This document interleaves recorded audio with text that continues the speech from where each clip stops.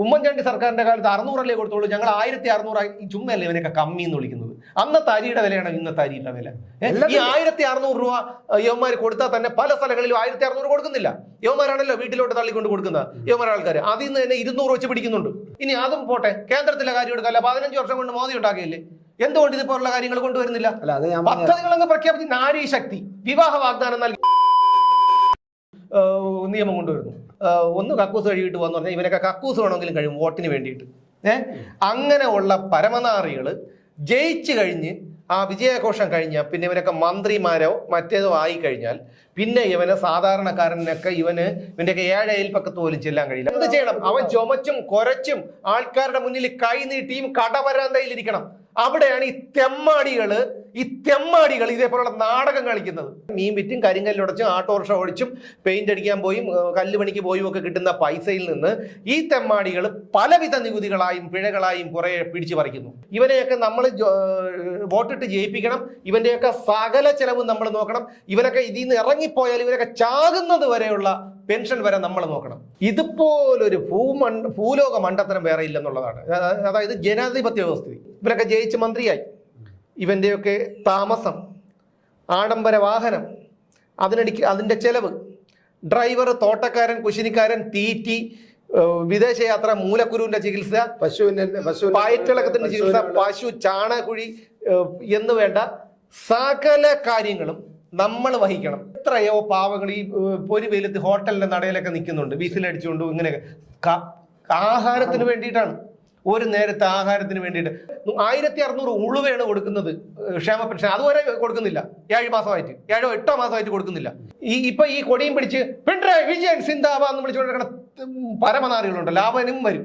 അതായത് ജീവിതത്തിലെ സന്തോഷം അറിഞ്ഞിട്ടില്ല. ചേട്ടാ, ബിരിയാണി കഴിച്ചിട്ടില്ലാത്ത ആൾക്കാരുണ്ടെന്നേ. ബിരിയാണി കഴിച്ചിട്ടില്ലാത്ത ആൾക്കാരുണ്ട്. ബ്രിട്ടീഷുകാർ ചെയ്ത സംഭാവനകളെ ഉള്ളൂ ഇവിടെ. ഇവിടുത്തെ ബ്രിട്ടീഷുകാർ പണിഞ്ഞിട്ട് പോയ പാലങ്ങളും കെട്ടിടങ്ങളും റോഡുകളും തേയിലത്തോട്ടങ്ങളുമാണ് ഇന്ന് ഇവിടെ ഉള്ളത്. ഇന്ന് ബ്രിട്ടീഷുകാർ ഉണ്ടാക്കിയിട്ട് പോയ ഈ തേയിലത്തോട്ടങ്ങളൊക്കെ ഇല്ലായിരുന്നെങ്കിൽ എടുത്ത അവസ്ഥ ഒന്ന് ആലോചിച്ച് നോക്ക്. നമസ്കാരം. ഹേമ കമ്മിറ്റി റിപ്പോർട്ട് പുറത്തു വന്നതിൽ പിന്നെ വെളിപ്പെടുത്തലുകളുടെ ഒരു ബഹളമാണ്. അവസാനമായി ഇതാ നിവിൻ പോളിക്കെതിരെ ആരോപണവുമായി ഒരു യുവതി രംഗത്തെത്തിയിരിക്കുന്നു. പക്ഷേ ഏറ്റവും രസകരമായ ഒരു കാര്യം, തന്റെ പക്കൽ തെളിവുകളൊന്നുമില്ല എന്നാണ് യുവതി പറയുന്നത്. നിവിൻ പോളിയാകട്ടെ തെളിയിക്കാനും വെല്ലുവിളിക്കുന്നുണ്ട്. എന്നാൽ റീമ കല്ലിങ്കലിനും ആഷിഖ് കപൂറിനുമെതിരെ ഒരു ഗായികയായ ഒരു യുവതി വെളിപ്പെടുത്തൽ നടത്തിയിരുന്നു. പക്ഷെ അതൊന്നും വേണ്ടത്ര രീതിയിൽ ചർച്ചയായില്ല. എങ്ങനെയാണ് ഇവിടെ ജീവിക്കാൻ പറ്റുന്നത്? അല്ല, അത് ചർച്ചയായിട്ടുണ്ട് കേട്ടോ. ഈ റിമ കല്ലിങ്കലും സുചിത്ര കാര്യമായിട്ട് ഒരു തമിഴ് ചാനലിൽ ഒരു അഭിമുഖം കൊടുത്താണ് സുചിത്ര. അല്ലാതെ ഈ പർപ്പസ് ആയിട്ട് വന്ന് പറഞ്ഞതല്ല. ആയിക്കോട്ടെ. അതിനകത്ത് അവര് ഈ റിമ കല്ലിങ്കലിനെ കുറിച്ച് മാത്രമല്ല, ഒരുപാട് ആരോപണങ്ങൾ അവരിങ്ങനെ പറഞ്ഞു. അതെനിക്കൊന്നും അവര് പ്ലാൻ ചെയ്ത് പറഞ്ഞതാണോ അതോ സംഭാഷണത്തിനിടയിൽ അഭിമുഖത്തിനിടയിൽ അവതാരകൻ ചോദിച്ചപ്പോൾ ഉള്ള ചോദ്യങ്ങൾക്ക് ഉത്തരമായിട്ട് പറഞ്ഞതാണോ എന്താണെന്ന് അറിയില്ല. എന്തായാലും മലയാള സിനിമയിലെ ചില സംഭവങ്ങൾ വ്യക്തമായിട്ട് പറഞ്ഞിട്ട് മമ്മൂട്ടി, മോഹൻലാൽ പോലും ചില ആൾക്കാരെ തടസ്സപ്പെടുത്താനും ഫഹദ് ഫാസിലിനെയൊക്കെ പിന്നെ എന്താ പറയാ കോർണർ ചെയ്യാൻ വേണ്ടിയിട്ടൊക്കെ ശ്രമം നടത്തി എന്നൊക്കെ പറഞ്ഞുള്ള ആരോപണങ്ങളുണ്ട്. പക്ഷെ ഇതിനകത്ത് ഗുരുതരമായിട്ട് മാറിയിരിക്കുന്നത് ഇപ്പൊ അവരാരും അതിനകത്തുനിന്ന് വലിയ കാര്യം കയറി ഏറ്റുപിടിച്ചില്ല. അവരതങ്ങ് വിട്ടുകളഞ്ഞു. പലയിടത്തുനിന്ന് എവിടെ നല്ല എന്തെല്ലാം വരുന്നു എന്ന് പറഞ്ഞാൽ അങ്ങനെ ആയിരിക്കും അവർ വിട്ടിരിക്കുന്നത്. പക്ഷെ റിമ കല്ലിങ്കൽ അതിനെ കാര്യമായിട്ട് എടുക്കുകയും അവർ കോടതിയിൽ പോവുകയും അവർ പോവും എന്ന് പറയുകയും അതിനെ നിയമപരമായിട്ട് നേരിടാൻ ശ്രമിക്കുകയാണ് ചെയ്യുന്നത്. അവരുടെ വീട്ടില് പിന്നെ അതായത് ഗുരുതരമായിട്ടുള്ള ആരോപണമാണ്. റിമ കല്ലിങ്കലിന്റെയും ആഷിഖ് കപൂറിന്റെയും വീട്ടിൽ ലഹരി പാർട്ടികൾ നടക്കാറുണ്ടെന്നും അവിടെ ലഹരി ഉപയോഗിച്ച് മയക്കിയ പാവപ്പെട്ട പെൺകുട്ടികളെ ലൈംഗിക പീഡനത്തിന് ഇരയാക്കുന്നു എന്നാണ് പറഞ്ഞിരിക്കുന്നത്. പക്ഷേ പോലീസിന്റെ ഒരു അന്വേഷണം ഒന്നും ഉണ്ടായിട്ടില്ല. സ്വാഭാവികമായും ഉണ്ടാവില്ലല്ലോ. അല്ലല്ല, പോലീസ് ഇപ്പൊ അതിൽ മേൽ കേസ് എടുത്തിരിക്കുന്നു എന്നാണ് ഞാൻ അറിഞ്ഞത്. ഈ സുചിത്രയുടെ ഗായികയായ സുചിത്രയുടെ വെളിപ്പെടുത്തലിന്റെ അടിസ്ഥാനത്തിൽ കേസെടുത്തിരിക്കുന്നു. പക്ഷേ വെളിപ്പെടുത്തലിന്റെ അടിസ്ഥാനത്തിൽ മാത്രമല്ല, വെളിപ്പെടുത്തലിന്റെ അടിസ്ഥാനത്തിലല്ല, അവിടെ യുവമോർച്ചക്കാർ പരാതി കൊടുത്തു. യുവമോർച്ച എറണാകുളം ജില്ലാ കമ്മിറ്റിയുടെ സെക്രട്ടറി അവിടെ ഏതോ പോലീസ് സ്റ്റേഷനിലാണ് പരാതി കൊടുത്തിരിക്കുന്നത്. ഇങ്ങനെ ഒരു സംഭവമുണ്ട്, ഇവരുടെ വീട്ടിൽ ഇതെല്ലാം പരിപാടിയുണ്ട്, ഇത് സ്ഥിരം പരിപാടിയാണ്, ഇതിനെക്കുറിച്ച് അന്വേഷിക്കണം എന്ന് പറഞ്ഞുകൊണ്ട് ഇവർ പരാതി കൊടുത്തു. ആ പരാതിയുടെ അടിസ്ഥാനത്തിൽ പോലീസ് ഇപ്പോൾ അന്വേഷിക്കാൻ വേണ്ടി കേസെടുത്തിരിക്കുന്നതാണ് കേൾക്കുന്നത്. പക്ഷേ ഒരു കാര്യമുണ്ട്, ഇതേക്കുറിച്ച് കൂടുതൽ പറഞ്ഞാൽ നമുക്കെതിരെ കേസാവും. കാരണം ഇത് സിനിമാ മേഖലയിലും പല മേഖലകളിലുമുള്ള പലർക്കും അറിയാവുന്ന ചില വാസ്തവങ്ങളുണ്ട്. അതൊക്കെ നമുക്ക് തുറന്നു പറഞ്ഞു കഴിഞ്ഞാൽ ശരിയാവില്ല. അതുകൊണ്ട് തന്നെ ഈ അറിയാവുന്നവർ അതൊക്കെ ഒന്ന് ഓർത്തെടുക്കുമെന്ന് ഞാൻ കരുതുന്നു. ഈ നമ്മുടെ ഈ തമിഴ് ഗായികയുടെ വെളിപ്പെടുത്തലിനെ കുറിച്ചൊക്കെ ഓർത്തെടുക്കുമെന്ന് കരുതുന്നു. എന്തിനേയും പ്രതിരോധിക്കാനുള്ള ഒരു മാർഗമാണല്ലോ ഇപ്പോ റിമ കല്ലിങ്കൽ പറഞ്ഞത്. ഞാൻ WCCയിൽ ഇങ്ങനെ ശക്തിയായി നിന്നതുകൊണ്ട് എന്നെ ഒതുക്കാനാണ് എന്നൊക്കെയുള്ള ആരോപണമാണ് ഉന്നയിക്കുന്നത്. അതുപോലെ തന്നെയാണ് ഈ നമ്മൾ മുമ്പ് ചർച്ച ചെയ്ത ഒരു കാര്യമാണെങ്കിൽ പോലും നിവിൻ പോളിക്കെതിരെ ഒരു ലൈംഗികാരോപണം വന്നിട്ടുണ്ട്. ആദ്യം ഈ പറയുന്ന മഹതി പരാതി കൊടുത്തത് ഊന്നുകൽ പോലീസ് സ്റ്റേഷനിലാണ്. ഊന്നുകൽ എന്ന് പറയുമ്പോൾ അടിമാലി പോകുന്ന വഴിക്ക് നേരിമംഗലം ഊന്നുകൽ പോലീസ് സ്റ്റേഷനിലാണ്. അന്ന് കൊടുത്തത് സമൂഹ മാധ്യമങ്ങളിലൂടെ തന്നെ അപമാനിച്ചു എന്നുള്ള തരത്തിലുള്ള ഒരു പരാതിയാണ് കൊടുത്തത്. അന്ന് കൊടുത്തത് 1 മാസത്തിന് മുൻപ് ഈ പറഞ്ഞയാള്.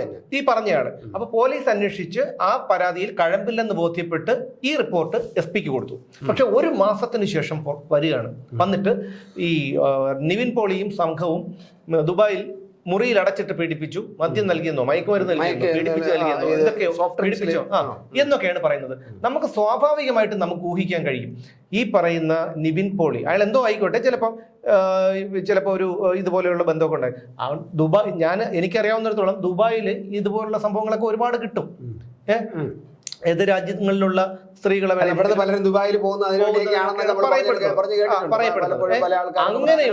അങ്ങനെയുള്ളപ്പോൾ ഇങ്ങനെ ഒരു സംഭവം നടക്കുമെന്ന് ആർക്കും പ്രതീക്ഷിക്കാനില്ല. ശരി, നടന്നു എന്ന് തന്നെ ഇരിക്കട്ടെ. നിവിൻ പോളി ഇന്നലെ ശക്തമായി തന്നെ അദ്ദേഹം പത്രസമ്മേളനം വിളിച്ചു.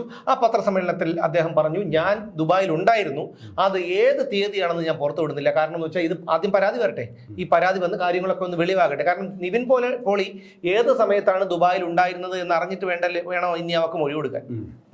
അപ്പൊ അതുകൊണ്ടായിരിക്കണം അദ്ദേഹം അങ്ങനെ പറഞ്ഞത്. പക്ഷെ ഇവള് പറയുന്നത് എന്റെ കയ്യിൽ തെളിവൊന്നുമില്ലെന്ന്. എനിക്ക് മനസ്സിലാവില്ല.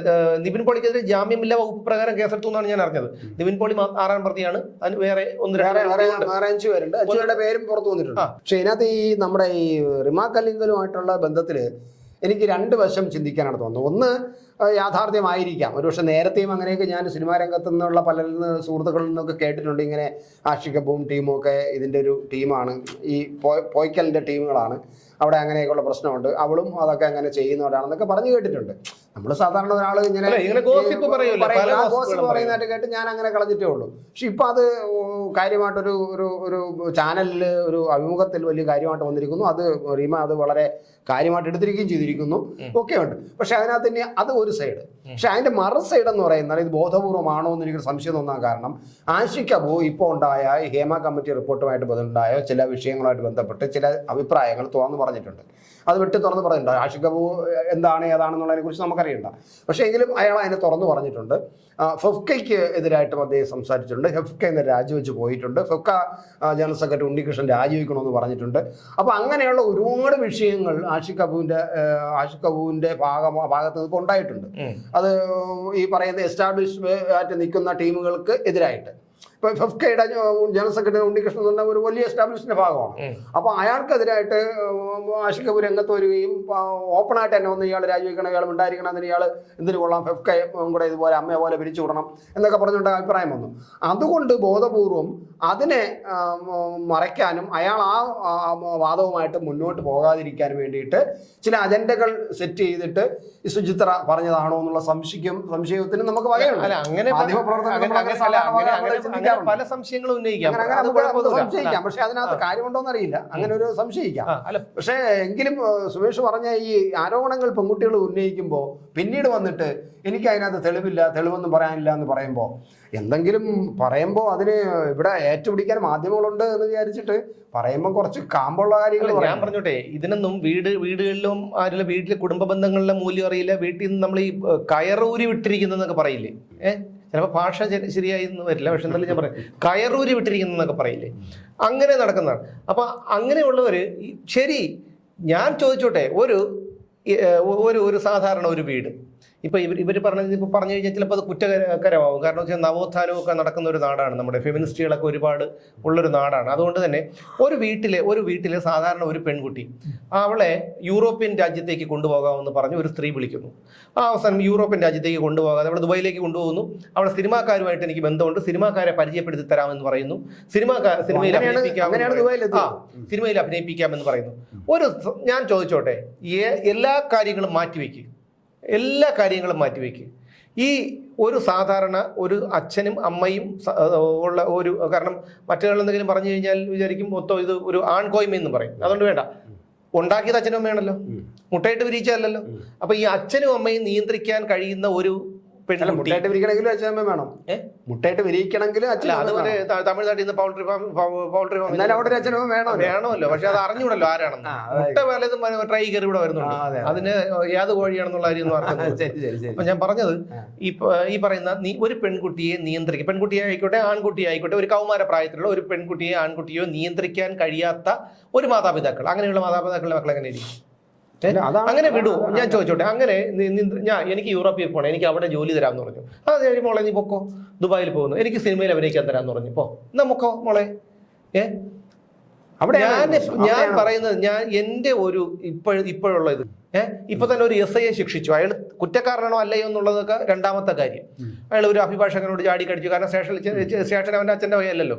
അപ്പോൾ അതുകൊണ്ട് പോലീസ് സ്റ്റേഷനിൽ ചെന്ന് കയറുന്നവൻ്റെ അടുത്ത് മാന്യമായിട്ട് പെരുമാറേണ്ടതുണ്ട്. അതിൻ്റെ വീഡിയോ നമ്മൾ കണ്ടതാണ്.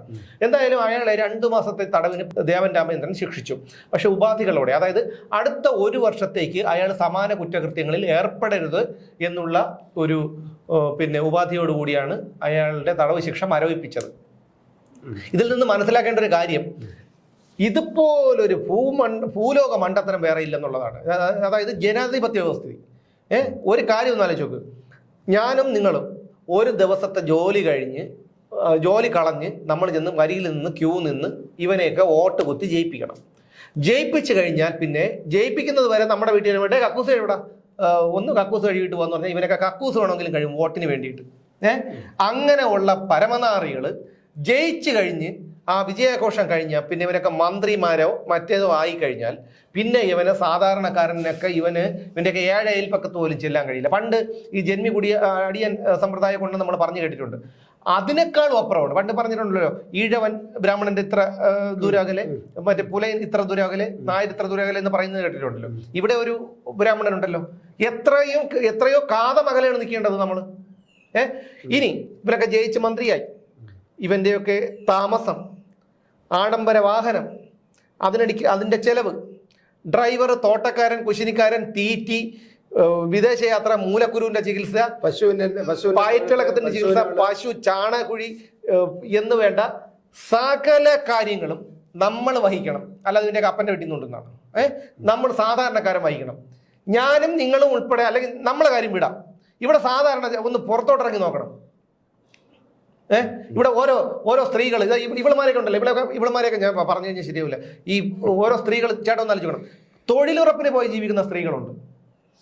ഇവിടെ ആ PTP നാറിൽ അങ്ങോട്ട് പോകുമ്പോഴത്തേക്കും PTP നാറിൽ വാട്ടർ അതോറിറ്റിയുടെ ഒരു ക്യാൻറ്റീനുണ്ട്. അവിടെ സ്ത്രീകളാണ് കൂടുതലും. എന്ത് മുഷിഞ്ഞ ദിവസം എന്നിട്ട് ജോലി, ഈ സ്ത്രീകൾ അവരാണ് ഇവിടെ ഈ ക്യാൻറ്റീൻ ജോലി ചെയ്യുന്നത്, എല്ലാ കാര്യങ്ങളും. ഈ സ്ത്രീകൾ ഇത് ചെയ്യണമെന്നല്ല പറയുന്നത്, എല്ലാവരും അത് ചെയ്യണമെന്നല്ല പറയുന്നത്. മാന്യമായ ഒരുപാട് ജോലികൾ ഇവിടെ ഉണ്ടല്ലോ. ഈ മാന്യമായിട്ടുള്ള ജോലി ചെയ്യണ്ടേ?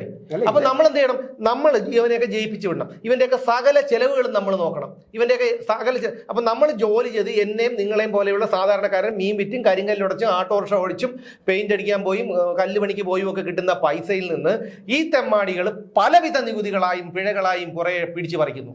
വൈദ്യുതിക്കരം കൂട്ടി, വെള്ളക്കരം കൂട്ടി, വീട്ടുകരം കൂട്ടി, ഭൂനികുതി കൂട്ടി, സർക്കാർ സേവനങ്ങളെല്ലാം കൂട്ടി. ഇതെല്ലാം കൂട്ടിയിട്ട് ഇനി മദ്യപിക്കാത്തവരുണ്ടോ?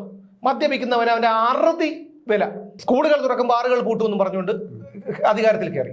അത് കഴിഞ്ഞപ്പോഴത്തേക്ക് പറഞ്ഞു ഘട്ടം ഘട്ടമായി ഉണ്ടാക്കുമെന്ന് പറഞ്ഞു, നിയന്ത്രിക്കുമെന്ന്. അത് കഴിഞ്ഞപ്പോൾ എന്ത് ചെയ്തു?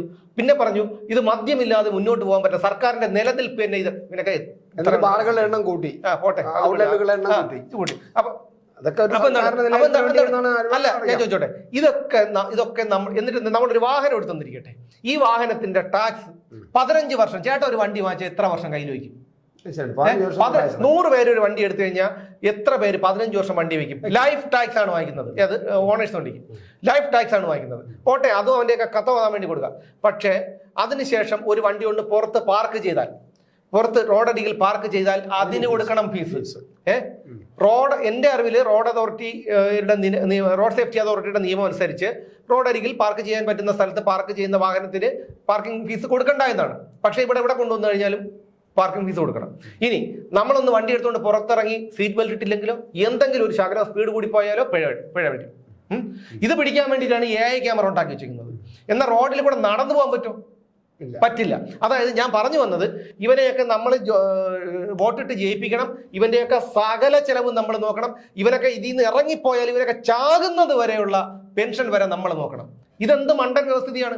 ഒരു സാധാരണക്കാരനോ, ഒരു കൂലിപ്പണിക്കാരനോ, ഒരു കൃഷിപ്പണിക്കാരനോ, ഒരു ഹോട്ടൽ പണിക്കാരനോ, രാവിലെ അന്നന്ന് ഇറങ്ങിപ്പോയി ജോലി ചെയ്ത് ജീവിക്കുന്നവനോ അവന് പെൻഷൻ ഉണ്ടോ? അവന് ഒരു ദിവസം വയ്യാതായി പോയാൽ അവന് അവന്റെ അറിവുള്ള കാലം മുതൽ അവൻ അവന് ഒരു 10, 60, 70, 80 വയസ്സ് വരെ അവൻ ജോലി ചെയ്താൽ, മൺവെട്ടി പണി എടുത്തു കഴിഞ്ഞാൽ അവന് പിന്നീട് അവന് അതിലെന്ത് സേവ് ചെയ്യാനുണ്ട്? മാത്രമല്ല പിന്നെ അവൻ എന്ത് ചെയ്യണം? അവൻ ചുമച്ചും കുരച്ചും ആൾക്കാരുടെ മുന്നിൽ കൈ നീട്ടിയും കടവരാന്തയിൽ ഇരിക്കണം. അവിടെയാണ് ഈ തെമ്മാടികൾ ഇതേപോലുള്ള നാടകം കളിക്കുന്നത്. ഈ പാവങ്ങൾ കണ്ടിട്ടുണ്ടോ? എത്രയോ പാവങ്ങൾ ഈ ഒരു വെയിലത്ത് ഹോട്ടലിന്റെ നടയിലൊക്കെ നിൽക്കുന്നുണ്ട്, വിസിലടിച്ചുകൊണ്ട്. ഇങ്ങനെ ആഹാരത്തിന് വേണ്ടിയിട്ടാണ്, ഒരു നേരത്തെ ആഹാരത്തിന് വേണ്ടിയിട്ട് മക്കളുടെ മുമ്പിൽ കൈനീട്ടാൻ. ഹോട്ടലിൽ ആരും കിട്ടില്ല. അല്ല, കൊടുക്കുമായിരിക്കും മനസാക്ഷിയുള്ളവരാണല്ലോ. പിന്നെ അവർക്ക് നിവൃത്തിയില്ല. അത് അങ്ങനെ ഒരു ജോലി കൊടുക്കുന്നത് തന്നെ ഒരു ഭാഗ്യമാണ്. കാരണം എല്ലാവർക്കും അത് പറ്റില്ലല്ലോ. അപ്പൊ ആലോചിക്കണം, അങ്ങനെയുള്ള മനുഷ്യരാണ് ആഹാരം 1600 ഉളുവയാണ് കൊടുക്കുന്നത് ക്ഷേമ പെൻഷൻ. അതുവരെ കൊടുക്കുന്നില്ല. 7 മാസമായിട്ട് 7 8 മാസമായിട്ട് കൊടുക്കുന്നില്ല. 2 മാസത്തത് കൊടുക്കുന്നു. 1600 രൂപയാണ്. ഉമ്മൻചാണ്ടി സർക്കാരിന്റെ കാലത്ത് 600 കൊടുത്തോളൂ. ഞങ്ങൾ 1600 ചുമ്മല്ലേ ഇവനൊക്കെ കമ്മി എന്ന് വിളിക്കുന്നത്. അന്നത്തെ അരിയുടെ വിലയാണ് ഇന്നത്തെ അരിയുടെ വില. ഈ 1600 രൂപ യവന്മാർ കൊടുത്താൽ തന്നെ പല സ്ഥലങ്ങളിലും 1600 കൊടുക്കുന്നില്ല. യവന്മാരാണല്ലോ വീട്ടിലോട്ട് തള്ളിക്കൊണ്ട് കൊടുക്കുന്നത്. യവന്മാർ ആൾക്കാർ അതിൽ നിന്ന് തന്നെ 200 വെച്ച് പിടിക്കുന്നുണ്ട്, 300 പിടിക്കുന്നുണ്ടെന്നാണ് അറിയുന്നത്. എന്നിട്ട് എന്ത് ചെയ്യും? ഇതിന് തന്നെ ഇതൊക്കെ സർക്കാരിനോട്ട് കൊടുക്കാനല്ലേ വരുള്ളൂ. പല ടാക്സും അതും ഈ വികസിത രാജ്യങ്ങളിലൊക്കെ പാവപ്പെട്ട ഈ വയസ്സായി കഴിഞ്ഞാൽ, അല്ലെങ്കിൽ പല യൂറോപ്യൻ രാജ്യങ്ങളിൽ ഒക്കെ പിന്നെ എന്താണ് ഈ സർക്കാർ ഏറ്റെടുക്കുകയാണ് വയസ്സായ ആൾക്കാരെ. ഈ തെമ്മാടികൾ തിന്ന് മുടിച്ചോട്ടെ, ഇവരൊക്കെ എങ്ങനെ വേണോ കൊണ്ടാടിക്കോട്ടെ, കുഴപ്പമില്ല. പക്ഷെ ഈ പാവപ്പെട്ട ചേട്ടൻ നാളെ എനിക്കും വരും, നിങ്ങൾക്കും വരും. മനസ്സിലായോ? അതായത് ഇപ്പൊ ഈ കൊടിയും പിടിച്ച് പിണറായി വിജയൻ സിന്ദാബാദ് എന്ന് വിളിച്ചുകൊണ്ടിരിക്കുന്ന പരമനാറികളുണ്ടല്ലോ, അവനും വരും. മനസ്സിലായ? അയാളൊക്കെ സിംഗപ്പൂരിലും മറ്റെടുത്തും മറിച്ചെടുത്തൊക്കെ പോയി അവരൊക്കെ കോടികൾ ഉണ്ടാക്കി വെച്ചിട്ടുണ്ട്. ഈ പറയുന്നവരെല്ലാവരും എന്താണ് ചെയ്യുന്നത്? ഇവരൊക്കെ അവസാനം പട്ടികളെ പോലെ കേതച്ചും വലിച്ചും കടത്തിണ്ണയിലിരുന്ന് മുറിവീടി വലിച്ചും ആൾക്കാരുടെ മുമ്പിൽ കൈ നീട്ടിയും കാലം തള്ളി നീക്കേണ്ടി വരും. അല്ല, അങ്ങനെ ഉണ്ട്, നമ്മൾ കാണുന്നുണ്ട്.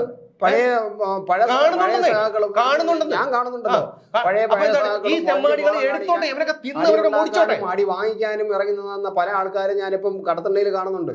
ഞാൻ പറയുന്നത് സന്തോഷത്തോടെ കുടിക്കും. ഞാൻ പറയുന്നത് ഇവരൊക്കെ തിന്ന് മുടിച്ചോട്ടെ, കട്ട് മുടിച്ചോട്ടെ, കുഴപ്പമില്ല. പക്ഷേ ഒരു 10-70 വയസ്സ് കഴിഞ്ഞ ആൾക്കാരെങ്കിലും ഏറ്റെടുത്ത ഒരു വൃദ്ധസദനം എല്ലാവരെയും, അതായത് വീട്ടിൽ മക്കളുടെ ആശ്രയത്തിൽ ജീവിക്കാൻ പറ്റാത്തവരെ, അല്ലെങ്കിൽ അങ്ങനെയുള്ള ആൾക്കാരെ, കാരണം പലർക്ക് മക്കൾ ഉണ്ടാവില്ല, അല്ലെങ്കിൽ മക്കൾ ഉണ്ടെങ്കിൽ തന്നെ അവർക്ക് വീട്ടിൽ ജീവിച്ചു പോകാൻ പറ്റിയ ഒരു അവസ്ഥയില്ല.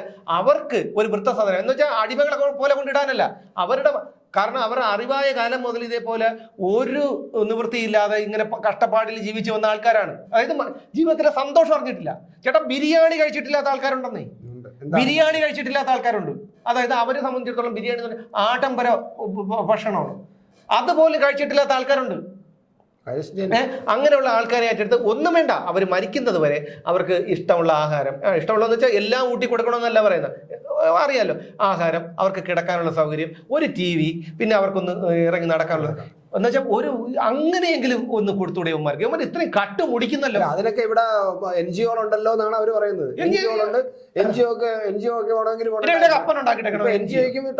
ഞാൻ പറയുന്നത് ഈ ഇടതുപക്ഷ സർക്കാരിനെ മാത്രമല്ല പറയുന്നത്, ഈ BJP സർക്കാരും ഈ പറയുന്ന കോൺഗ്രസ് എല്ലാ രാഷ്ട്രീയക്കാരും ഇവിടെ മാറി വന്നല്ലോ. ഇപ്പം LDF പറഞ്ഞ UDF ആയിരുന്നല്ലോ.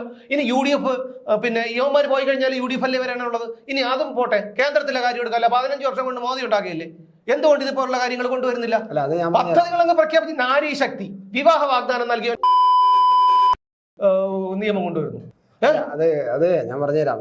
ഈ സുമേഷ് പറയുന്നിടത്ത് നമുക്കൊരു അരാഷ്ട്രീയവാദം മുന്നോട്ട് കൊണ്ടുപോകാൻ പറ്റൂല. നമുക്കൊരു നമ്മുടെ അരാഷ്ട്രീയവാദം നിയമത്തിനും എല്ലാത്തിനും ഒരു മനുഷ്യത്വം എന്ന് പറയുന്ന സാധനമുണ്ട്. മനുഷ്യത്വം അല്ലാത്തവൻ മൃഗമാണ്. പക്ഷെ നമുക്ക് ഈ വികാരം കൊണ്ടിരിക്കാനേ പറ്റുള്ളൂ. നമ്മളെ ഇപ്പോഴത്തെ ഒരു സംവിധാനത്തിന്റെ പ്രശ്നമാണിത്.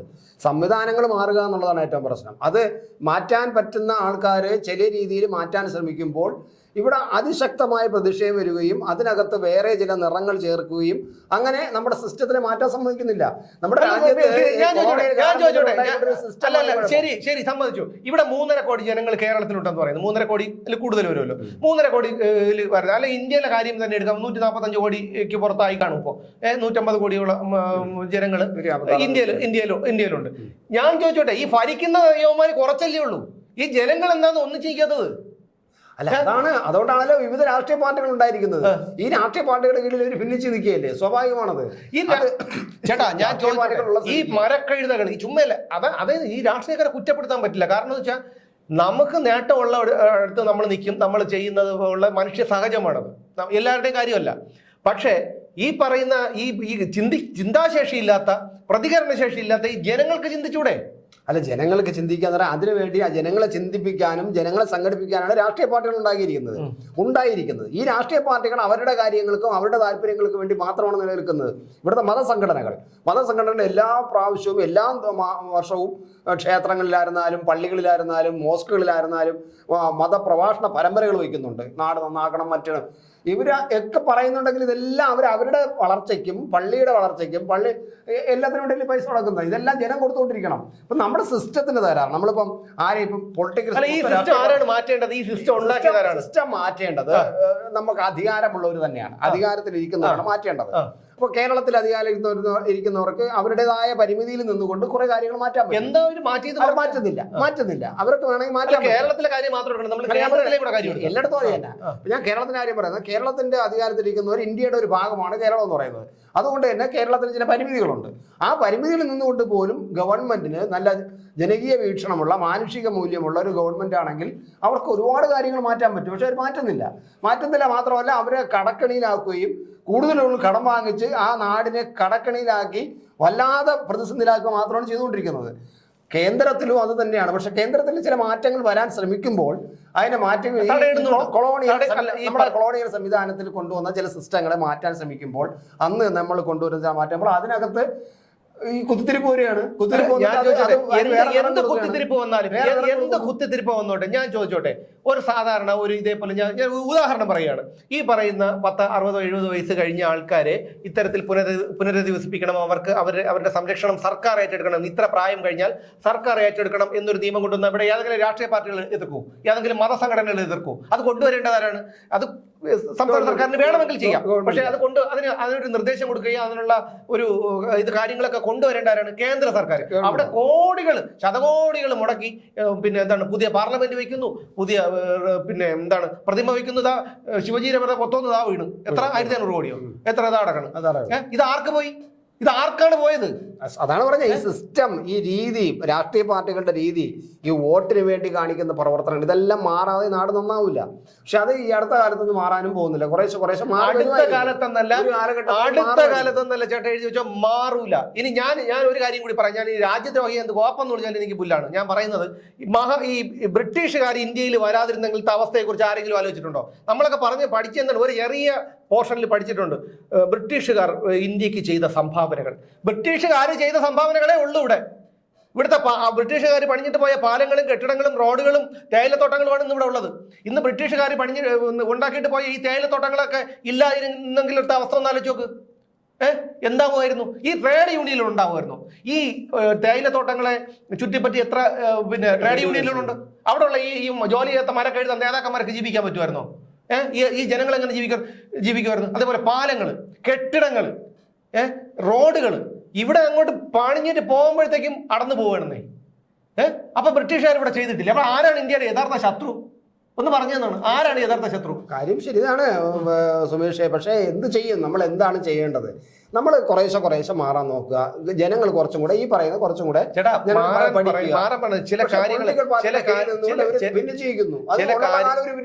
ചില കാര്യങ്ങൾ കേൾക്കുമ്പോൾ, ഉദാഹരണം നമ്മൾ പറഞ്ഞു തുടങ്ങിയത് ഈ ഇവളുമാരെ കാര്യമാണ്, അത് ഹേമ കമ്മിറ്റി റിപ്പോർട്ട് വന്നതിന് ശേഷമുള്ള കാര്യമാണ്. അപ്പോൾ ഞാൻ ഇത്തരം ഭാഷ ഉപയോഗിക്കണം എന്തെന്ന് വെച്ച് കഴിഞ്ഞാൽ, നമുക്ക് ഓരോരുത്തർക്കും കൊടുക്കേണ്ട ഒരു മര്യാദ ഉണ്ടല്ലോ. ആ മര്യാദ ഇപ്പം എന്നെ ഒരുത്തൻ പിന്നെ ചീത്ത വിളിക്കുന്നു, അല്ലെങ്കിൽ എൻ്റെ അടുത്ത് മോശമായി പെരുമാറുന്നു, അവൻ്റെ അടുത്ത് അയ്യോ സഹോദര എന്തിനാ അങ്ങനെ പെരുമാറുന്നതെന്ന് ചോദിക്കാൻ എന്നെ കൊണ്ട് പറ്റില്ല. അവൻ എങ്ങനെയാണോ പെരുമാറിയത് അതിൻ്റെ ഒരിരട്ടിയോ അല്ലെങ്കിൽ രണ്ടിരട്ടിയോ തീവ്രതയിൽ ഞാൻ പെരുമാറും. എനിക്ക് അങ്ങനെ ക്ഷമിക്കാനുള്ള പരിധി ഒരു ഇതൊന്നുമില്ല. പക്ഷേ ഞാൻ ചോദിക്കുന്നത്, ചേട്ടൻ നമ്മൾ കൊണ്ടുവന്നത് ഇത്തരത്തിലുള്ള ഈ ഒരു പരാതിയുടെ കാര്യമാണ് കൊണ്ടുവന്നത്, അതിൽ തന്നെ വേർതിരിവുണ്ട്. ഈ സ്ത്രീകൾ നിയമം ദുരുപയോഗം ചെയ്യണം, ഇങ്ങനെയുള്ള കുറേ സ്ത്രീകൾ, എല്ലാ സ്ത്രീകളെ അടച്ചാക്ഷേപിക്കല്ല, ദുരുപയോഗം ചെയ്യണം. ഈ ഏത് കണ്ണുപൊട്ടന് ആർക്ക് വേണമെങ്കിലും മനസ്സിലാക്കാം, പക്ഷെ നമ്മുടെ നിയമത്തിന് മനസ്സിലാവില്ല. നിയമത്തിന് മനസ്സിലാവില്ല, കാരണം നിയമത്തിനെ കണ്ണ് കെട്ടിയിരിക്കുകയാണല്ലോ. അതല്ലേ നമ്മളൊരു നിയമത്തിന്റെ ഒരു സ്ഥിതി എന്ന് പറയുന്നത്. ഇവിടെ കണ്ണ് കെട്ടിയതാണ്. അപ്പൊ അത് അവന് തെളിവുകൾ അനുസരിച്ചും കാര്യങ്ങളനുസരിച്ച് നിയമത്തിന് കൈകാര്യം ചെയ്യാൻ പറ്റും. അതാണ് നമ്മുടെ ഇവിടെ നിയമത്തിന് മുന്നിൽ എല്ലാവരും തുല്യരാണ് എന്നാണ് പറയുന്നത്. ഞാൻ 2022 ഓഗസ്റ്റ് മാസത്തില് അന്നത്തെ സുപ്രീം കോടതി ചീഫ് ജസ്റ്റിസ് UU ലളിത അദ്ദേഹം വിരമിക്കുന്നതിന് മുൻപായിട്ട് ലാവ്ലിൻ കേസിൽ കക്ഷി ചേർന്നിട്ടുള്ള TP നന്ദകുമാറിന്റെ അഡ്വക്കേറ്റ് ഈ 30 തവണയായിട്ട് 29 തവണയായിട്ട് ലാവ്ലിൻ കേസ് നീട്ടി വെക്കുകയാണെന്നുള്ളത് കാര്യം ജഡ്ജിയുടെ ശ്രദ്ധയിൽപ്പെടുത്തിയപ്പോൾ അദ്ദേഹം പറഞ്ഞത് എന്തു വന്നാലും സെപ്റ്റംബർ 13-ാം തീയതി ലാവ്ലിൻ കേസ് പരിഗണിച്ചിരിക്കണമെന്നാണ്. അതായത് ഈ സെപ്റ്റംബർ 13 അല്ല, 2021 സെപ്റ്റംബർ 13, അത് 2022 സെപ്റ്റംബർ 13, അത് കഴിഞ്ഞ് 2023 സെപ്റ്റംബർ 13ആയി, ഇപ്പൊ 2024 സെപ്റ്റംബർ 4ആയി. അതായത് 13-ആവുമായിട്ട് 8 ദിവസം. അപ്പം അതാണ് നമ്മുടെ ഇത്. ലോകത്ത് ഏതെങ്കിലും രാജ്യത്ത് കേട്ട് കേൾവിയുണ്ടോ? ഏതെങ്കിലും രാജ്യത്ത് പരമോന്നത, ഇവിടെ അമേരിക്കൻ പ്രസിഡന്റായ പിന്നെ ട്രംപിനെ വരെ എയറിൽ നിർത്തി കോടതി. അവിടെ അതൊന്നും പ്രശ്നമില്ല. അതൊരു പിന്നെ ഇവിടെ മാത്രമേ ഉള്ളൂ പ്രശ്നം. ഇവിടെ മാത്രം എന്താണ് കേന്ദ്ര സർക്കാരിനെ ചിലപ്പം ഒരു തലോടുന്നത് പോലെ, തല്ലുന്നത് പോലെ, നമ്മളിങ്ങനെ പഠിച്ചുകൊണ്ടിരിക്കുമ്പോഴത്തേക്കും തലതിരിഞ്ഞ പിള്ളേരെയൊക്കെ സാറ് ചൂരിൽ വെച്ച് പ്ലച്ചന കൊടുക്കും. പക്ഷെ അല്ലാതെ പഠിക്കുന്നവർ ചിലപ്പോൾ എന്തെങ്കിലും തെറ്റ് വരുത്തിയാൽ ഇങ്ങനെ ചോദിക്കും. അതേപോലെ എന്തെങ്കിലും ഒരു ഇടയ്ക്കിടയ്ക്ക് ഒരു പരാമർശം നടത്തും സുപ്രീം കോടതി കേന്ദ്ര സർക്കാരിനെതിരെ. കാരണം കേന്ദ്ര സർക്കാരിന്റെ ഇവിടെ ഉള്ള MP ഗോവിന്ദനെ P ശശിയെ വിചാരിച്ചു കഴിഞ്ഞാൽ സുപ്രീം കോടതിയിൽ ഇതേപോലെ ലാവ്ലിൻ കേസ് 42 തവണ മാറ്റി വെക്കാൻ പറ്റില്ലെന്ന് ആർക്കാണ് അറിഞ്ഞുകൂടാത്തത്? പറ്റില്ല. അപ്പൊ ഇതൊക്കെ കേൾക്കുമ്പോൾ എങ്ങനെ നമ്മൾ രോഷം കൊള്ളായിരിക്കണം? നമ്മളെന്ന് അടിമകളാണെന്നാണ് എന്റെ സംശയം. ഈ കേരളത്തിലെ അധികാരമില്ലാത്ത കേരളമല്ല ഇന്ത്യയിലെ നമ്മുടെ രാജ്യത്തെ ജനങ്ങൾ അടിമകളാണ്. അങ്ങനെയാണ് അവർ കണ്ടിരിക്കുന്നതും അങ്ങനെയാണ് ഇപ്പം പോയിക്കൊണ്ടിരിക്കുന്നത്. അവിടെയാണ് പ്രശ്നം. അത് എന്ത് ചെയ്യാൻ പറ്റും? കുറേയൊക്കെ നമ്മളെ പോലുള്ളവർക്ക് അത്യാവശ്യം പ്രതികരിക്കാൻ പറ്റും. പ്രതികരിക്കാത്ത പാവങ്ങളുണ്ട്. അവരെ ഇങ്ങനെ ആട്ടി നമ്മൾ ഇങ്ങനെയൊക്കെ പറഞ്ഞ് നമുക്ക് രാഷ്ട്രീയ വിരോധം കൂട്ടിയിട്ടൊന്നും കാര്യമില്ല. നമുക്ക് പ്രതികരിക്കാൻ പറ്റുന്ന എന്താണ്? ഞാൻ ഈ പറഞ്ഞതുപോലെ, ഞാൻ മുമ്പ് പലപ്പോഴും പറഞ്ഞിട്ടുള്ള പോലെ SC/ST അട്രോസിറ്റീസ് ആക്ട് ഒരുപാട് പേര് ദുരുപയോഗം ചെയ്യുന്നുണ്ട്. അതുകൊണ്ട് നമ്മൾ എന്ത് ചെയ്യും? ആ വിഭാഗങ്ങളിൽ നിന്ന് ഒഴിഞ്ഞു നിൽക്കും. കാരണം അവരുമായിട്ടുള്ള യാതൊരു ബന്ധത്തിനും ഞാനിപ്പോൾ മുതിരാറില്ല. ഇനി നിയമപരമായിട്ടുള്ള തടസ്സമുണ്ടോയെന്ന് എനിക്ക് അറിഞ്ഞുകൂടാ. പക്ഷേ 2 കേസുകൾ ഞാൻ ചെയ്യാത്ത കാര്യത്തിനാണ് എനിക്കെതിരെ SC/ST അട്രോസിറ്റീസ് ആക്ട് വന്നത്. അങ്ങനെ വരുമ്പോൾ നാളെ 3ാം ഒരാളും കൂടെ ചെന്നിട്ട് അവൻ എന്നെ ജാതി പറഞ്ഞ് അധിക്ഷേപിച്ചെന്ന് പറഞ്ഞാൽ 3ാം ഒരെണ്ണം കൂടെ ആവും. അതുകൊണ്ട് ഞാൻ അത്തരക്കാരോട് സഹകരിക്കാനോ കഴിവതും സംസാരിക്കാനോ പോകാറില്ല. പിന്നെ ഒന്നാണ് ഈ പറഞ്ഞതുപോലെ പെണ്ണുങ്ങളെടുത്തും നമ്മളിപ്പോൾ അങ്ങോട്ട് അവരെടുത്ത് യാതൊരു കാര്യത്തിനും പോകാറില്ല. കാരണം പരിചയമുള്ളവരെ പോലും കണ്ടു കഴിഞ്ഞാൽ ഒഴിഞ്ഞു നടക്കേണ്ട ഒരു ഗതികേടാണ്. ഫോൺ ചെയ്തപ്പോൾ അസമയത്ത് എന്ന് പറഞ്ഞാൽ ചിലപ്പോൾ ഒരു 10 മണിക്കോ അല്ലെങ്കിൽ 9 മണിക്കോ ഒക്കെ ഏതെങ്കിലും സ്ത്രീകൾ വിളിച്ചാൽ പോലും ഫോൺ എടുക്കാൻ പറ്റാത്തൊരു അതാണ്, എടുക്കൂല, സൈലന്റ് ഇട്ട് അങ്ങ് വെച്ചേക്കും. നാളെ വിളിച്ചാൽ എൻ്റെ അടുത്ത് മറ്റേ ചോദിച്ചെന്ന് പറഞ്ഞു കഴിഞ്ഞാൽ അല്ലെ, ഞാൻ ചോദിക്കട്ടെ, ഇത് പറഞ്ഞു കഴിഞ്ഞാൽ തീർന്നില്ലേ? അങ്ങനെ ധിക്കരിക്കാൻ പറ്റില്ലല്ലോ. അല്ല, ധിക്കരിക്കണമെന്ന് പറഞ്ഞ ജനങ്ങളുടെ നന്മയ്ക്ക് വേണ്ടി ഉണ്ടാക്കിയതാണ്. അതിനെ ദുരുപയോഗപ്പെടുത്തും എന്നുള്ളത് മാത്രമാണ് നമ്മൾ ദുരുപയോഗപ്പെടുത്തണമെങ്കിൽ അതിന് തടയിടേണ്ടതാരാണ്? നിയമ സംഹിതയും കുറ്റപ്പെടുത്താൻ പറ്റില്ല. കാരണം അതില്ലെങ്കിൽ നമ്മുടെ നാടില്ല, രാജ്യമില്ല, ലോകം, നമ്മുടെ ജീവിതം ഒന്നുമില്ല. ഞാൻ ചോദിച്ചോട്ടെ, ഇവിടുത്തെ സാധാരണക്കാരന് വേണ്ടിയിട്ടല്ലേ ഇവിടുത്തെ കോടതിയും പോലീസും നിയമവും ലോക്കപ്പും പിന്നെ ഉരുട്ടിക്കൊലയും വധശിക്ഷയും തൂക്കുകയറും ഒക്കെ ഇവിടുത്തെ സാധാരണക്കാരന് വേണ്ടിയിട്ടല്ലേ? സ്വാതന്ത്ര്യ സമരകാലത്തല്ലാതെ ഏതെങ്കിലും ഒരു പൊതുപ്രവർത്തകനെയോ രാഷ്ട്രീയക്കാരനെയോ തൂക്കിക്കൊന്നിട്ടുണ്ടോ? ഉണ്ടോ? എന്ന് വെച്ചാൽ യവന്മാർ നല്ലവരാണോ? എത്ര പേര് ജയിലിൽ കിടന്നിട്ടുണ്ട്? ലാലു പ്രസാദ് യാദവും ഇപ്പം മറ്റേ നരേന്ദ്രമോദി അധികാരത്തിൽ വന്നതിന് ശേഷം ആം ആദ്മിയിലുള്ള മറ്റേ കേജ്രിവാളിനെയും മനീഷ് സിസോദിയെയും കവിതയും പോലുള്ള കുറേ പിടിച്ചുകൊണ്ടിട്ടുണ്ട്. അല്ലാതെ ഇവിടെ ഇടമലയാർ കേസിൽ ബാലകൃഷ്ണപിള്ള മാത്രമാണ് 1.5 വർഷം കണ്ട കിടന്നിട്ടുള്ളത്. ബാക്കിയുള്ളവന്മാരൊക്കെ ചെന്നിട്ട് എന്തെങ്കിലും കാര്യത്തിന് പോകും. അവന്മാർ ഒരു ചിലപ്പോൾ 1-2 എന്തെങ്കിലും പ്രതിഷേധത്തിന്റെ പേരിൽ പോയാൽ പോലെ എന്തിന് നിയമസഭ തള്ളി തകർത്ത കേസിൽ പോലും യുവന്മാർ കോടതി പോലും ഹാജരായിട്ടില്ലെന്നേ ഇതുവരെ. ഇതൊക്കെ പിന്നെ 16ാം ചരമവാർഷികം ആഘോഷിച്ച പോലും ഇതിന്റെ വിധി വരുമോ? അപ്പൊ എന്താണ് സാധാരണക്കാരൻ എന്തെങ്കിലും ഒരു കുറ്റം അവന്റെ ഒരു പിഴവ്, അവന് ഒരു ദേഷ്യം വന്ന് ഒരുത്തന്നെ ഒരു അടി കൊടുക്കുകയോ അല്ലെങ്കിൽ വേറെ എന്തെങ്കിലും ഒരു കുറ്റകൃത്യം ഒരുത്തൻ ചെയ്തു, അല്ലെ? ഇപ്പോൾ ഒരു പട്ടിയെ കല്ലെടുത്തെറിഞ്ഞു. ഇന്നത്തെ കാലത്ത് പട്ടി എന്നും പറയാൻ പറ്റില്ല, മിസ്റ്റർ ഡോഗ്. ആ ഡോഗിനെ കല്ലെടുത്തെറിഞ്ഞാൽ പോലും പിന്നെ എന്താണ് ശിക്ഷയാണ്. ഒരു കാട്ടുപന്നി കുത്താൻ വന്നാൽ പോലും നെഞ്ചും പിരിച്ച് നിന്ന് കൊടുക്കണം, കുത്തിക്കുമെന്ന് പറഞ്ഞിട്ട്. കാട്ടുപന്നിയെ കൊല്ലുന്ന കുറ്റവാരോട്. അപ്പൊ അതുകൊണ്ട് അങ്ങനെ വരുമ്പോഴത്തേക്ക് നമ്മൾ സാധാരണക്കാർ എന്താണ് ചെയ്യേണ്ടത്? എന്ത് ചെയ്യും സാധാരണക്കാരൻ? പിന്നെ എന്താണ് ചെയ്യേണ്ടത്? ഇതെല്ലാം ചെയ്യണം, എല്ലാം സഹിച്ചങ്ങ് നിന്ന് കൊടുക്കണം. ഇപ്പൊ തന്നെ ഈ ഹേമ കമ്മിറ്റി റിപ്പോർട്ട് പുറത്തു വന്നു. ഇതിനുശേഷം എത്ര വെളിപ്പെടുത്തലുകൾ വന്നു ഒന്ന് ആലോചിച്ചു. ചേട്ടാ ഞാൻ ചോദിച്ചോട്ടെ, ചേട്ടൻ ഒരാണാണല്ലോ, ഒരു പെണ്ണിനെ കാണുമ്പോൾ ഒരു പുരുഷന് എന്തെങ്കിലുമൊക്കെ തോന്നണമെങ്കിൽ അതിൽ എന്തെങ്കിലും വേണ്ട ചേട്ടാ? ഞാൻ കാര്യം ചോദിച്ചോട്ടെ ഇല്ലേ? അതെ, അത് നമുക്ക് ഓരോരുത്തർക്കും ഓരോ ടേസ്റ്റ് ആണല്ലോ, അതനുസരിച്ചേ വരുള്ളൂ. അല്ല ഞാൻ കാണുമ്പോ കാണുന്ന ആളിനോട് തോന്നണോ എന്തെങ്കിലും നമുക്ക് ഒരു താല്പര്യം തോന്നണമെങ്കിൽ നമ്മൾ നമ്മുടെ ടേസ്റ്റ് അനുസരിച്ച് ആളായിരിക്കണം. ഞാൻ തോന്നുന്നു ശരി, ടേസ്റ്റ് വിടും, അത് പോട്ടെ. അത് ഞാൻ വേറെ ഉദാഹരണം പറയാം. ഒരു പ്ലിമത്ത് കാറും കിടക്കണം, ഇപ്പോൾ ഒരു BMW കാറും കിടക്കണം. ഇപ്പോൾ ചേട്ടൻ ഏതെടുക്കും? അത് പറയാൻ പറ്റില്ല. അപ്പൊ ചേട്ടൻ പ്ലിമത്തായിരിക്കും, പക്ഷെ ഞാൻ BMW എടുക്കുള്ളൂ. മനസ്സിലായ? സ്ത്രീത്വത്തെ അപമാനിക്കുന്ന ആരാണ്? പുരുഷന്മാരാണോ? യഥാർത്ഥത്തിൽ ഇതേപോലുള്ള കുറെ എണ്ണത്തിൽ സ്ത്രീത്വത്തെ അപമാനിക്കുന്നത്. അത് വിവാഹ വാഗ്ദാനം നൽകി പീഡിപ്പിച്ചു. ഇതെന്താണ്? ഇതെന്താണ്? മറ്റേ നമ്മള് ഈ കുലുക്കി, അല്ലല്ല ഞാൻ പറഞ്ഞു വന്ന് നമ്മൾ ഇങ്ങനെ കുലുക്കിയിട്ട് ഇതെടുക്കൂലേ ചേട്ടാ? എന്താണ് ഈ സമ്മാന പദ്ധതി എടുക്കൂലേ? അതാണോ അതാണോ ഈ പറയുന്ന വിവാഹ വാഗ്ദാനം നൽകി പീഡിപ്പിച്ചു? ഇതൊക്കെ പറയാൻ പോയി കഴിഞ്ഞാല് ഇങ്ങനെ പറഞ്ഞിട്ട് പോയാൽ നമുക്ക് എന്ത് ചെയ്യാൻ പറ്റും? നമ്മുടെ നാട്ടിലെ ചില നിയമങ്ങൾ നമുക്ക് അനുസരിച്ചേ പറ്റൂ. നമ്മൾ ഇവിടുത്തെ പൗരനെന്ന നിലയിൽ നമ്മൾ ചില നിയമങ്ങൾ അനുസരിക്കണം. നിയമം ചിലപ്പോൾ വ്യാഖ്യാനിക്കപ്പെടുന്നതും ദിനവും ഉപയോഗിക്കപ്പെടുന്നതും ദുരുപയോഗിക്കപ്പെടുകയും ചെയ്യുന്നുണ്ടെന്നുള്ളത് സത്യം തന്നെയാണ്. പക്ഷേ നമ്മൾ നമ്മുടേതായ രീതിയിൽ ചില കാര്യങ്ങളിൽ ബന്ധപ്പെട്ട് വലിയ പ്രശ്നമില്ലാതെ ജീവിച്ചാൽ മിണ്ടാതെ അങ്ങ് പോവാം, അത്രേ ഉള്ളൂ. അല്ല, നമ്മൾ ഒരു പ്രശ്നം അഹങ്കാരങ്ങൾ കാണിച്ചു വരുമ്പോൾ കുഴപ്പമാവും. അല്ല, അഹങ്കാരങ്ങൾ കാണിക്കുന്നതല്ല. ഒരാൾ ഞാൻ ചോദിച്ചോട്ട്, ഒരു സ്ത്രീ ആവട്ടെ, നമ്മൾ ഇപ്പോൾ ഒരു ഉദാഹരണത്തിന് ഞാൻ പറയാം. ഒരു 2 വർഷം മുമ്പ് വെള്ളയമ്പലത്ത് ഒരു സ്ത്രീ, അവിടെ ഒരു ബ്യൂട്ടി പാർലർ, യൂണിസെക്സ് സലൂൺ നടത്തുന്ന ഒരു പെണ്ണുള്ള, അവര് അതിന്റെ താഴെയും കണ്ട് വന്നിരുന്ന ഒരു പാവപ്പെട്ട സ്ത്രീ അടിച്ച ഓർമ്മയുണ്ടോ? അവര് ശിക്ഷിച്ചോ? അവര് അതിക്രൂരമായിട്ടാണ് നട റോഡിലിട്ട് അടിച്ചത്, ഒരു തെറ്റും ചെയ്യാത്ത പാവത്തിന് അവിടെ വന്നിരുന്നു എന്ന് പറഞ്ഞിട്ട്. അപ്പം ഇവർക്ക് എന്തും ചെയ്യാം. അപ്പൊ ഇത് നമ്മൾ നടന്നു പോകുമ്പോഴത്തേക്കും ഇനി ഒരു പെണ്ണ്, ഒരു വൈരാഗ്യമുള്ള പെണ്ണ്, അല്ലെങ്കിൽ അവൾ വേറെ അല്ലെങ്കിൽ ഒരു വൈരാഗ്യമുള്ള ഒരു ഏതെങ്കിലും പൈസ കൊടുത്തിട്ട് ചെന്ന് അടി എന്ന് പറഞ്ഞു കഴിഞ്ഞാൽ അവൾ ചെന്നൊരു അടി വന്നു, നമ്മളിങ്ങനെ അടി കൊണ്ട് തടവിക്കൊണ്ട് പോകാൻ പറ്റൂ? ഒന്ന് ആലോചിച്ച് നോക്കിയാണ് ഇവിടുത്തെ ഒരു നിയമത്തിന്റെ ഇതെന്ന് പറഞ്ഞു കഴിഞ്ഞാൽ. അതൊന്നും പറഞ്ഞിട്ടൊന്നും കാര്യമില്ല, ഇവിടെ ഇങ്ങനെ പോവുള്ളൂ. അതുകൊണ്ടേ ഇനി കൂടുതലൊന്നും ചർച്ച നീട്ടുന്നില്ല, കൂടുതൽ നീട്ടുന്ന ആൾക്കാർ വഷളാവും. നമ്മൾ നിർത്താം. ശരി.